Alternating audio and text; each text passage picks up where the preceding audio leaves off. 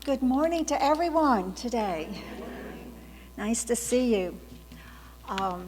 Rudyard Kipling, the great Nobel Prize winner for literature who wrote Kim and The Jungle Book, made a great deal of money at his trade. A newspaper reporter came up to him one time and said, "Mr. Kipling, I just read that somebody calculated that the money you make from your writings amounts to over $100 a word." Mr. Kipling raised his eyebrows and said, "Really? I was not aware of that."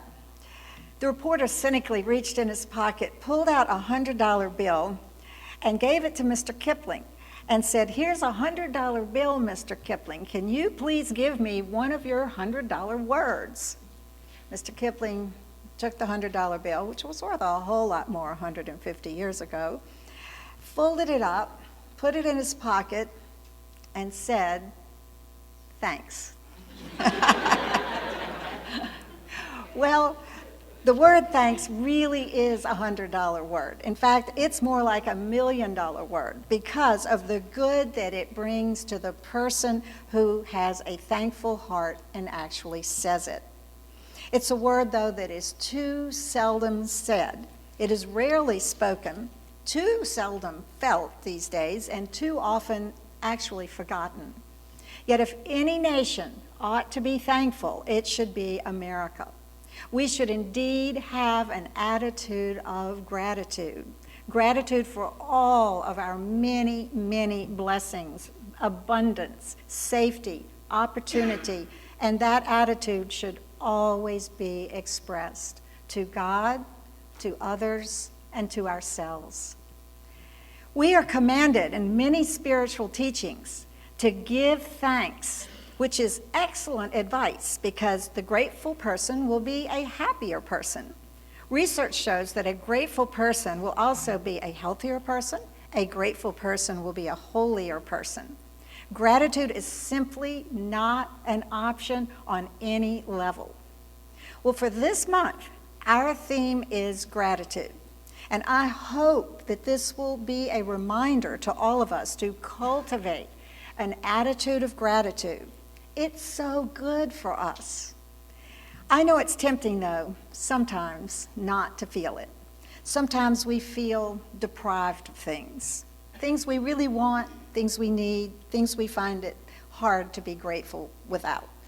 Maybe we feel deprived of certain material stuff, a particular job, a relationship, or perfect health, and we just can't see past that to have this feeling of gratitude. This kind of seems to be the human condition, but it's very important to look at why we should feel grateful for all that we do have, even if it feels like sometimes it's just not enough.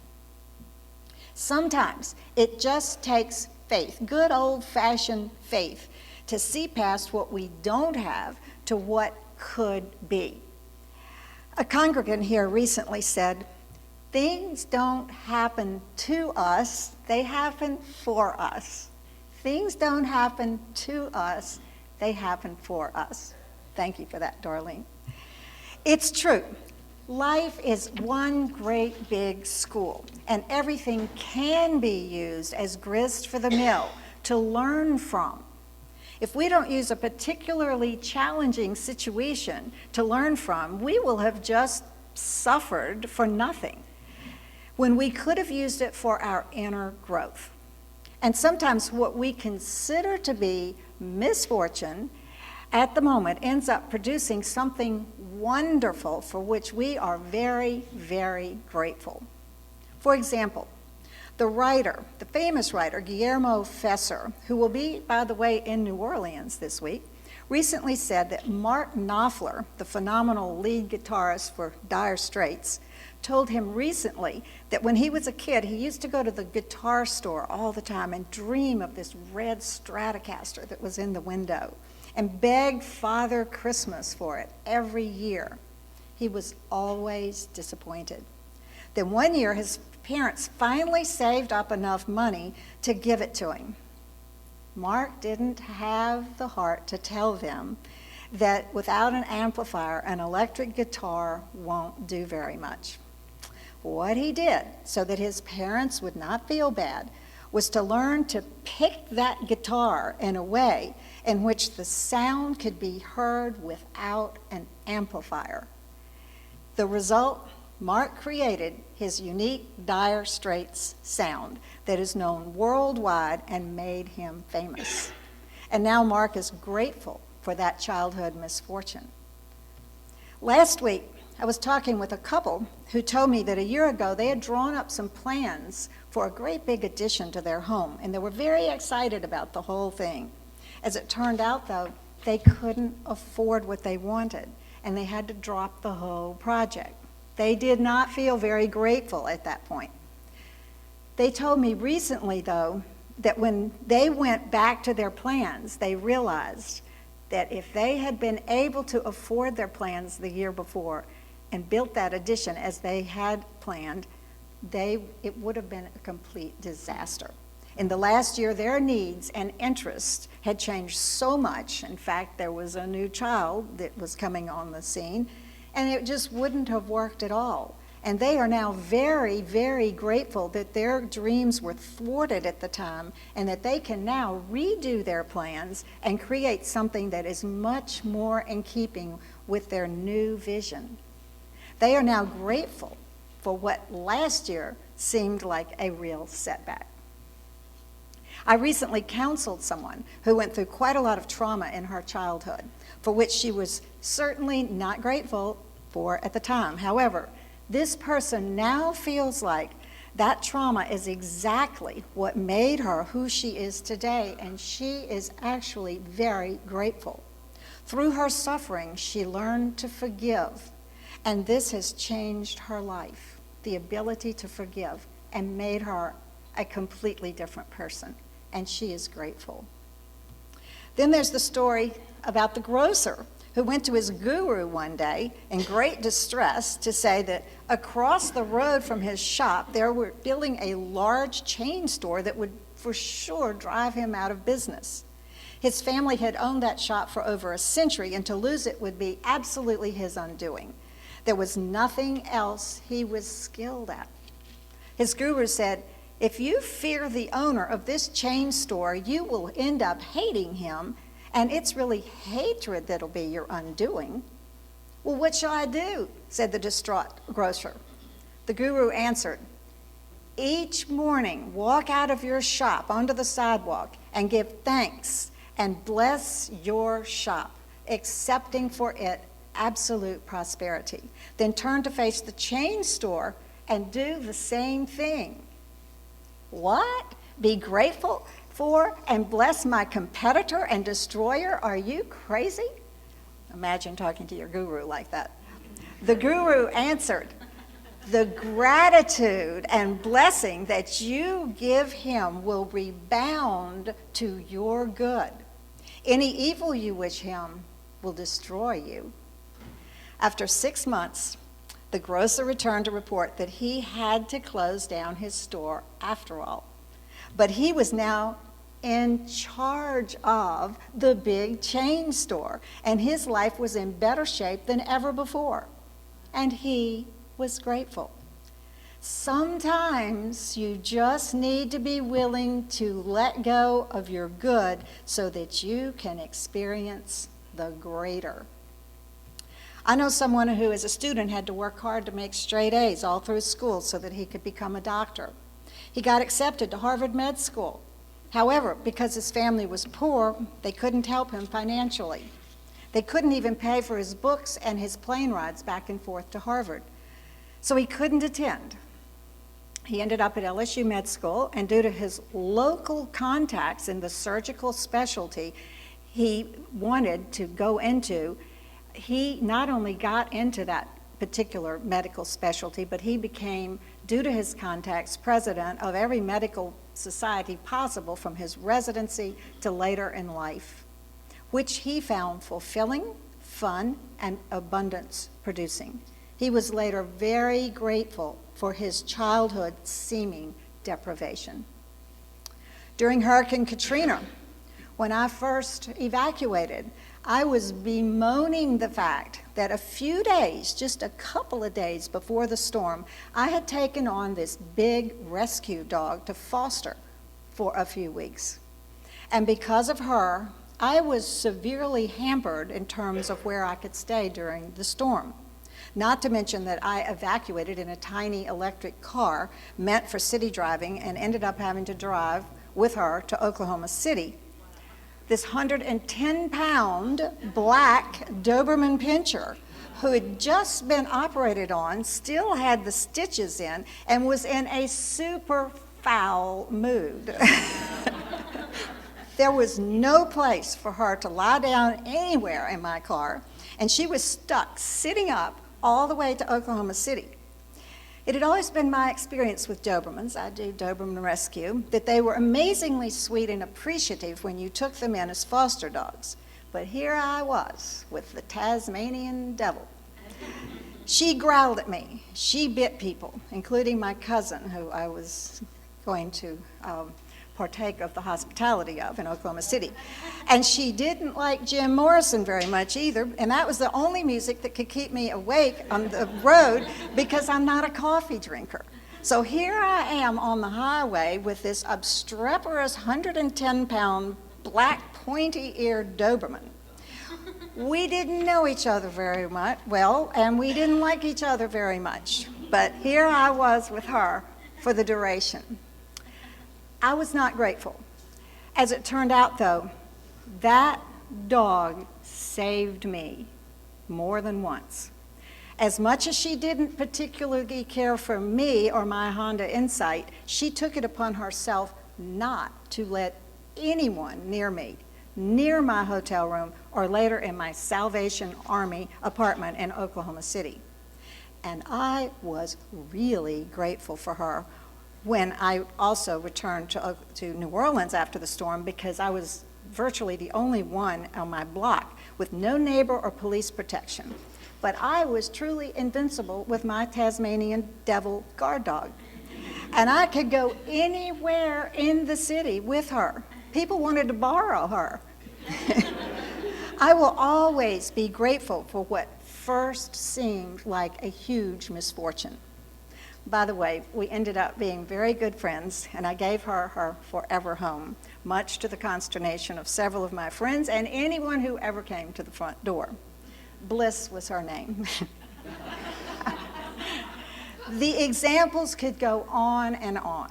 I'm sure you've all heard stories and yourself ended up being grateful for many things which at the time seemed like terrible problems. I offer the possibility that right now there may be situations in your life that you are not grateful for, that one day you may be deeply appreciative of. And sometimes we totally miss the ready-made good that is right there in our faces. It's there. We're so used to not being grateful that we miss the wonders that are already there for us. I'm reminded of the story of the wealthy Texan who was in the habit of giving his father unique gifts every year for Father's Day. One year it was hand gliding lessons. The year before it had been the entire collection of Slim Whitman's hits autographed by the singer himself. The year after that, he had outdone himself. He purchased a rare kind of South American bird called the translator. The bird could speak 5 languages and sing Yellow Rose of Texas in any key while standing on one foot. The talented bird cost $10,000, but the wealthy Texan felt it was worth every penny. This would be the Father's Day gift that his dad would never, ever forget. A week after Father's Day, he calls his father, "Dad, how did you like the bird?" His father responded, "It was delicious."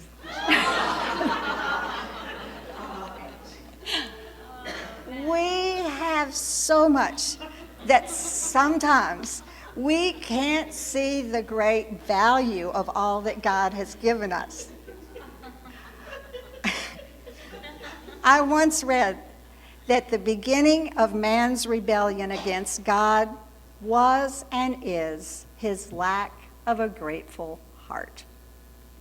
So what's up for you right now, today, right this minute? What are you thinking of? What might need looking at in your life so that your expanded good can be called forth? Can you look at it and bless it and be grateful for it and have confidence that something will come out of it? The Bible and much sacred literature tells us to be thankful for everyone and everything. Why? Because every person and every situation can turn into a blessing, as I have just shown some examples of. Lemons can always be turned into lemonade. If we can just change our thinking, it's possible. And even the worst of situations can be used as wonderful learning opportunities, even when they themselves can't be changed. God doesn't give us bad situations or test us to help us grow. It doesn't work like that. But what is true is that whatever situations and people befall us can be used as grist for the mill to learn from. We can learn about human nature and thus understand ourselves better by observing others. We can look at our reaction to situations and learn to understand ourselves better and thus relieve ourselves of future suffering. Maybe we can see our tendency to get negative when certain situations arise. We can then meditate on that and learn what our programming is that makes us feel that way and start freeing ourselves from these attachments so that in the future we don't have to suffer so much. Why do we have to have things be a certain way instead of just accepting what is? We might work on changing exterior things in the future, but why can't we say for now, so that's the way your bosses act in the morning when they've been up all night with a sick child, had a fight with their spouse, or been yelled at by their own boss. Now, isn't that interesting? So why was I taking it all personally? And be grateful for your learning experience. So what are some of the things that we have to be thankful for? Just look around. Think about what we have right here in this country that the first Americans who celebrated Thanksgiving couldn't have even imagined. In 1620, 102 pilgrims had come to this continent to build a new world where they would be free to worship God. Soon, 56 of them died due to starvation, disease, and a very cold winter. However, they did not give up. In 1621, 46 pilgrims and 91 Indians met to give thanks for a bountiful harvest and for the preservation of their lives. Those pilgrims had every reason to be depressed and discouraged, but they chose to give thanks. And look at us now. We have so much to be grateful for.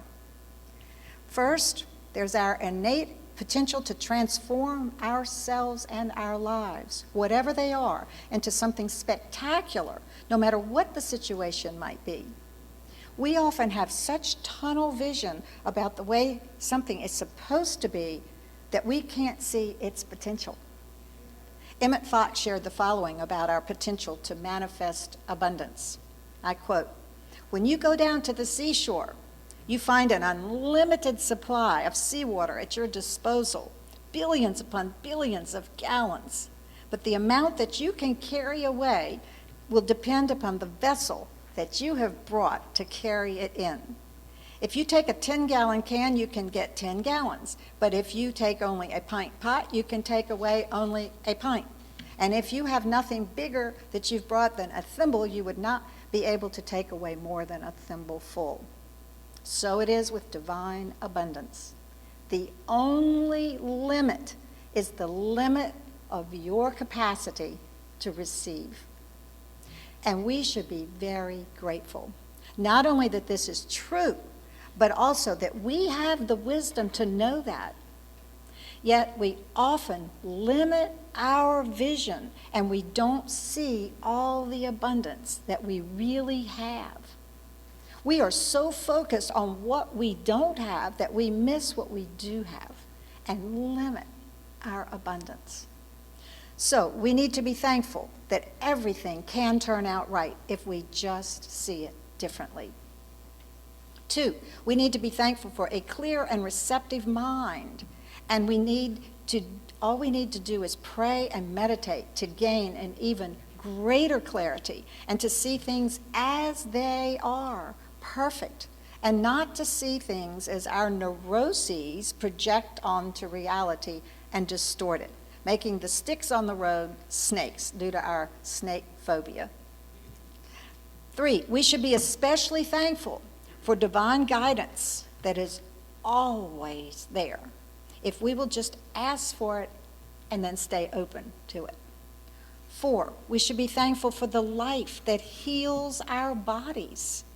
Think what it would be like to be permanently stuck with every malady that befalls us.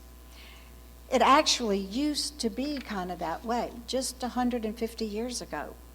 We now have all kinds of antibiotics, blood thinners, ibuprofens, and a multitude of other aids that cure us of almost everything, including cancer, not to mention God's healing.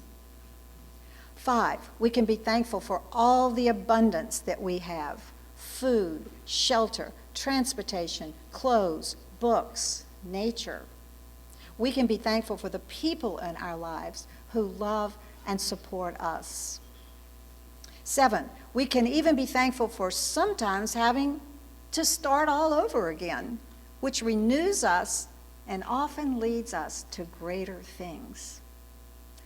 8, we should all be thankful for our homes, a place of peace and retreat, not to be taken for granted. 9, we can be thankful for the many people in our world who would give anything to have a job. We should be thankful for our jobs. Sometimes we complain about them, but imagine, that's a first world problem, right? So many people would give anything to have a job. We should be thankful for them. 10, we certainly should be grateful for the opportunities to love our friends, our families, our pets. 11, we need to be thankful for the security that we all enjoy. Think what it would be like to be living right now in war-torn countries like Syria, Libya, the Congo, Tibet. 12, and for us here at Unity, we need to be grateful for our inner peace and the opportunity to be with others on our spiritual path, our Sangha. For all this and much more, I encourage you this month, as Katrina sang, to start cultivating an attitude of gratitude and to give thanks to the divine presence in our lives and for all the wisdom, love, and abundance that we all enjoy. Amen.